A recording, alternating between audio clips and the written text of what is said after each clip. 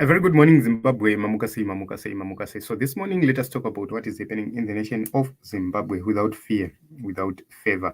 So let us take a look onto this audio so that we get to understand kuti mawo veterans akagumbuka akajamuka vari kumboti chii. It's very important for us to actually listen to those who fought during the liberation struggle kuti vari kumbofarawo here, because nyaya yehondo inoramba ichingodzoswa each and every time. So it's very important for us to hear from them who went to war.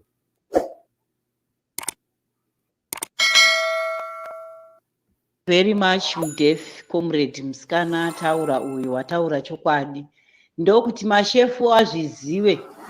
Isusu tinofunga kuti kana watichiwasarudza kuita watungamiri wedu ndevekugoverana pfuma nevanhu vese vakarwa hondo nevabereki nenyika yese. Asisi kutoziva kuti ivo vari kuzviunganidzira pfuma yavachasiyira vana vavo vari kushaya zvavanotoita. Bona anozvidii zvese zvaainazvo izvozvo anozvidii netuvana twake tutatu, endiyeti vana vemacomrades vakasiyiwa vari kutambura, vari kudya nhoko dzezvironda. Iye zvinezvi zvese izvi aifunga kuti akangwaraka naamai wake iye marujata kaitaurisaka wewere zvisina nebasa rese. Chionai zvataakuona macomrades, pfuma yese yevaneidii vaNanagres. Ipapa akazendemura zijuraho rekuvharira guwa rapresident, the late president waMugabe, kupedza mari uchisa zijuraho rakadaro kutadza kuwakira wana vemacomrades kana kutoti isiso tiwakirwoka masabhabha anonzi victory Victory suburb yemacomrades. Pfuma dzese idzi vanodzidii? Mapurazi mamwe waingotora wakangosvika panotora. Hazvinotanga naye bau zvakatanga naye wana namujuru nemazishefu edu ese vachingounganidza pfuma. Zvino zviri kureveiko? Usataniki here wekuti vanongounganidza pfuma, zvimwe zvinozongosara. Endai munoona kuna Nakaruyu kune mamwe mapurazi ane mashefu akafa zvangosara dzangohuni dzakaoma dziri kungodonha. Hapana ari kurima ipapo. Hutsinye chete hwekuti tisheerane. Kwainga ndiwo waiti one farmer one farm, one property one munhu.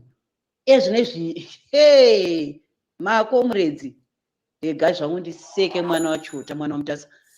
Ndo zvatiri kutoonawo izvi. Jesus, Jesu, Mwari pindirai. Macomrades hawana kana pekuga. Tiri kuita zvoku kana mamaini acho hatina. Apa hapana kubuda mamaini ka. Wane mimwe mugodhi yavo apa isiri kubuda kwana chiyadzwa kwesuka. Zvina kubuda kuita kugoverana newakwasha vanhu vakarwa hondo, wabereki wakatambura mumaruzevha vasina kana chai. Zvinonyadzisa.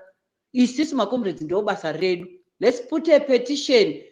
Waonekweyo mashefu ese ane wealth yese ngaisarendwe kuhurumende igowaniswe wana weZimbabwe nevakarwa hondo. Kwete zvokuvaregera vachita zvavanoita, vachembera zvinongosiyiwa zvakadhambiwa, basa rongotsvaga maloya heya kumira maproperties.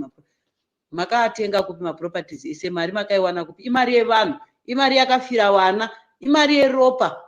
Zvese zvauri kuona mani maproperties aya imari yevanhu vana vakasara muhondo wakatamburira iyi nyika. Tuvana tudiki twawo itoti ndo twakuita maproperties akadaro naini. Imi this is satanic. Sure. Hazvitomboratidze unhu baizvi. Kwisi tongoramba takanyarara indawana yewari wehondo. Ngatiisei mapetition. Pfuma tiri kuiona, tiri kushaya kana dzimba kana mari dzekuwakisa dzimba mumalocation. Vanabhona vachita more than 21 maproperties. Koizo dzimba mastendi. Mahora macomrades aya anonzi mahora. Vese vana chiyangwa wakawanda mashefu kuwane maproperties mamwe asingaperi. Iwo ana namujuru wacho chaiwo. Wane maproperties mamwe ekuti unoshaya kuti munhu anoita dzimba 7 kuBorodhero Bhuruku anodzidii naye macomrades vamwe tichitambura.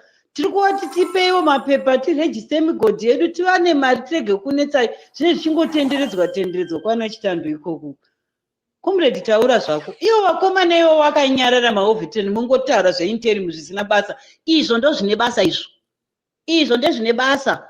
Kana maenda kwana comrade Mativena, kana mapinda pachigaro, munhu wese ane maproperties ngazvi-identifyiwe nemazita evanhu. Tizviti bvu, vanhu tisheyane, because nyika haizi yavo vega. Nyika ndeyedu tese. Vanhu tine tumapurazi hauna kana tractor. Vana vari kufamba nemazimotikari, mazivhongoma ekuti ukamutarisa so unoti ari kufamba nechiherikopita chiri kufamba nemurodhi. Isusu tiri kungotaipa nedzaAdhamu, zvikumbo zvakabhonjongorwa nguva yehondo. Hapana, vana vanowanikwa vane mazishedhi. Ukangoda kusvika kuti uone mwana washefu apa, anobva aisa foni panzewe. Wedu weko takanyararirei? Iyo Ministry of Defense ndo basa rayo. Kune security iriko kudefense uko kwedu kuwo veteran affairs kwana mai upa. Ngaadeclare maproperties atisheyani, kwete zvokuti tazokupai mamaini, tapuwa mamaini apa hatisina kana kuona zvokunyeberwa zvokunanzviswa nhingi, kunanzviswa huchi pamuromo. Imi vakomana maoveterani imwe makanyarara muri kungoti zii, basa rokungotara zvisina kana nebasa rese, hazvina kana nebasa rese. Itai zvinoita madhefu. Zvinhu ngazvideclare zvese izvo ngazviendeswe kuMinistry of War Veteran Affairs izvo. Isusu nguva yemapurazi inga takamhanya nevabereki tikashiya, pakazonzi hanzi zvinhu zvaiswa mumadzimambo nemakansera povha haina kuzowana minda. Asi patakaita jambanja isusu taisheyerana vanhu, ndopakawana vanhu vakawanda minda. Liberalism inouraya nyika, inouraya misangano. MaComrades, it's high time madhara achiripo aya tiwabudisire pachena kuti we are seeing even MaComrades mukudiaspora. Me, I'm struggle. I spearheaded the land reform panguva ya2000 tikauya kuno tikapa wanhu tichigazeta mapurazi tikapa wanhu muminda. I think Comrade Karen vanozviziva vese, hapana asingandizivo nenyaya yamaproperties aya. Takangogara muchingoona vanhu vari kufamba masejari machii kunana natifamuko, mishonga iriko vanhu vari kuvhura masejari. MaComrades ka, this is unfair. Handisa ndaona utsinye hwakadai. Vana vanotitsvinyira asi tisi takavarwa isisu. Tisu takava tiri musango tichitakura tichitatsvaka sune makasha. This is unfair. Ivo vana Comrade Maiya ngavazive zvokuita kwavari ikoko. Ngavazive zvavari kuita. Ngozi tichazovataurira chokwadi vozotisunga futi tavaudza chokwadi. Inga vakakuudzai wani kuti nyika inovakwa nevene vayo. Asi hamuna kunzwa statement iroro kuti vaite chii. Nyika inovakwa nevene vayo. Isu hatizi vene vayo, hatingaite basa rekuvaka nyika isiri yedu. Ndo zvavai kutaurirai paya. Nyika inovakwa nevene vayo. Mofunga kuti munhu wokuzambia angauyewo vaka Zimbabwe. Maifunga kuti munhu wokuMalawi aivaka Zimbabwe. Achivaka achiti nyika yani. Inovakwa nevene vayo. Isusu hatina kuuya kuzovaka nyika, takauya kuzotora mari. Ndo zvavari kutaura, kungoti vanhu havanzwe. Isu munhu akataura kamwe chete tinonzwa kairi. Saka vakatopedza masports paya pavakati nyika inovakwa nevene vayo. Isusu hatina kuuya kuzovaka, hatizi vene venyika, nyika ino haisi yedu. Takauya kuzotora mari. Tiri kudiaspora. Vandori kudiaspora pavari paya. Sezvawakaita iwe kuSouth Africa kwauri. Ivo vandoriwo kudiaspora kuZimbabwe. Mari vari kutora vachiendesa musha kwavo. Hauna kuvanzwa musi uno vachinzi vakavaka chikoro kuZambia. Kutoita handover chikoro kumaruwa ekuZambia. Kutotanga kudhevelopa kumusha kwavo. Vana Muturi ava vanoti kumusha kwavo kuSwitzerland. Ndokune mhuri. Ndokune musha. Kuno kudiaspora kuZimbabwe. Vakauya kuzotsvaga mari. Saka vari kutora mari. Nyika inovakwa nevene vayo. Kana vene venyika vakutonga nyika muchaona yakuvakwa. Ava havazi vene vayo, havana need yekuivaka. Ika unoziziva wani Mugabe ari wokuMalawi. Ava ndiyo kuZambia. Saka wovaka nyika ino kuti chii? Inovakwa nevene vayo. Sa hatisi vene venyika ino. Muda kuti tasova tivake nyika kuti kuvakirai nyika yenyu kuti mudii. Ndo statement ravo kungoti vanhu havanzwe. Saka pakaipa. Asi this time pakanyangara. Ma1. Nguva yaMwari inokwana, ende kana yakwana nyangudai pakaitwa mets dzinobva kupi. Kana nikuvhu ikaita mets dzakadii, kana nguva yaMwari yakwana nikuvhu haibudirire. Saka this time ndezvimwe. Ishe vakanzwa Zimbabwe kuchema kwavo. but vanoita zvinhu zvavo vakanyarara zvokuti vanoita kunge pasina zvavari kuita. VaIsraeri vakabuda kaFaro aifunga kuti hapana zvinoitika, aine authority, aine simba, mauto ainawo, intelligence ainadzo, mapurisa ainawo, aitaura kuti hakuna anobuda, but vanhu vakabuda vakaenda. Nguva yaMwari kana yakwana hakuna anozvistopa. Anoda kutraya kuzvistopa anofira mvura. Regai muone. Imborambai makatarisa mazuva mashoma antera. Hapana. So Team Zimbabwe, you've heard, these are the war veterans vachitaura about their views kuti nyika iri kukokotwa, nyika iri kubirwa, nyika iri kutorerwa nevashoma varipo, ndivo vega vari kudya, and the rest of the country is suffering, vari kunonga svosve nomuromo. So mubvunzo ndewekuti hondo yacho yakarwirwei kana vakarwa hondo nevana vavo vasina chavari kuwana. Remember, our families participated in the liberation struggle. Hapana munhu anondiudza inini kuti iye akarwa hondo and achindinyaradza inini, because sekuru vangu ini vakanga vachibatsira magandanga, mbuya vangu ini vakanga vachibatsira magandanga, mudhara wangu ini aitumwa kuenda kunoona kuti masoja auya nepfuti dzakaita sei. He was young, kari kamukomana, but he knew all types of guns. Hapana pfuti yavasingazive dzese dzaiva kuhondo vanodziziva dzese. He knew or he learned about those guns during the liberation struggle. Vachitorwa nemacomrades, voenda vanodzidziswa kuti iyi inonzi sabu, iyi inonzi NATO, iyi inonzi chii, dzese bazuka, zvikazodii, vachidzidziswa dzese nematypes adzo pfuti dziya. Vozonzi chiendai munotarisa kuti masoja anenge apfuura anei. Voswera vachitamba bhora kurodhi vana mudhara wedu. Vana vamwe vanhu vachienda kuchikoro, vana mudhara wedu vaiswera vachitamba bhora so kurodhi. After that, vodzoka manheru. Pavanodzoka manheru paipai, vosvika mujibha ouya. Vana mudhara votsanangurira mujibha. Isisu kwatatiri uko, taona vane pfuti dzakadai. Mujibha womhanya, kana kuti aiuya nacomrade, wochienda nacomrade, vonosvika wotaura kuti zvakamira zvakadai. These young boys would know kuti vafamba sei, zvaita sei.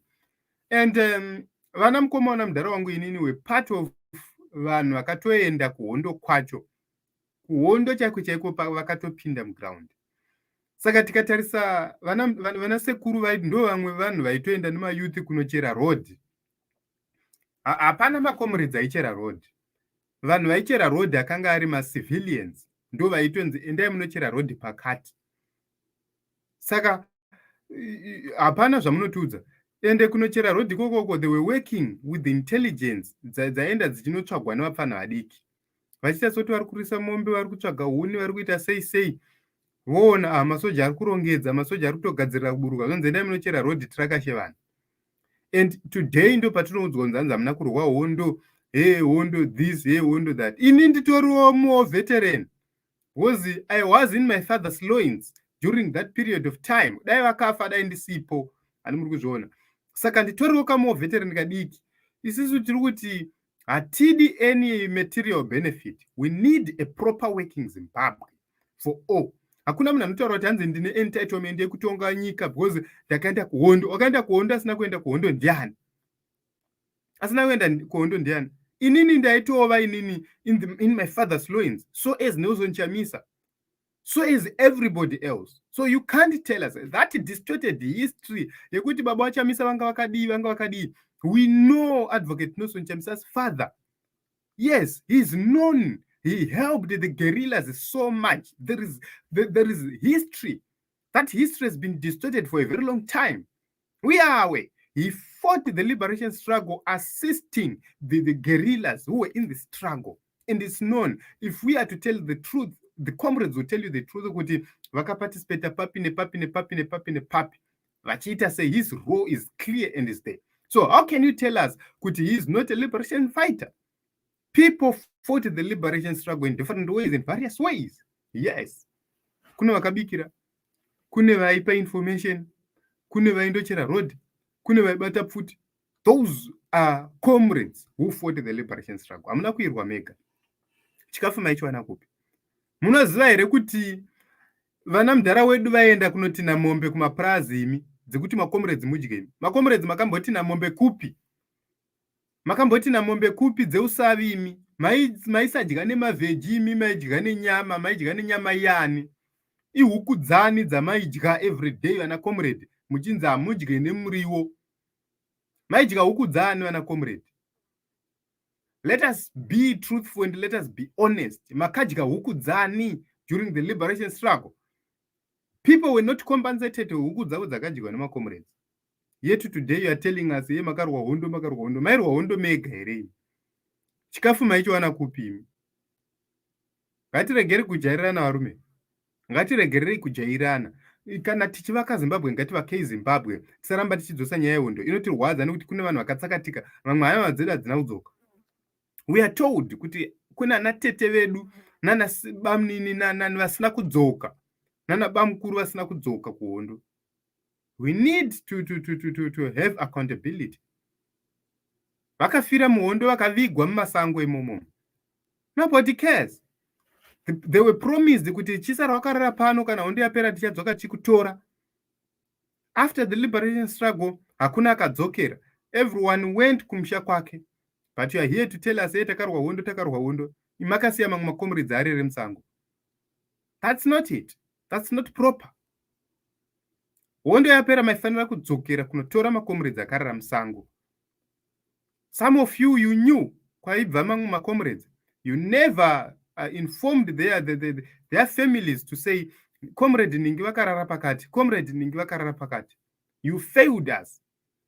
And today, takarwa hondo. Asina kurwa hondo ndiani. We respect the people who fought for the liberation struggle. The constitution demands that everybody recognizes the liberation struggle. But hamuchairemekedze. Because to respect the liberation struggle is to respect the founding values and principles of the liberation struggle, which were centered on land and wealth of the country to be shared equally among the people of Zimbabwe. Let us register to vote and make sure that we remove this system, this evil system, which has presided over the plunder of resources in Zimbabwe.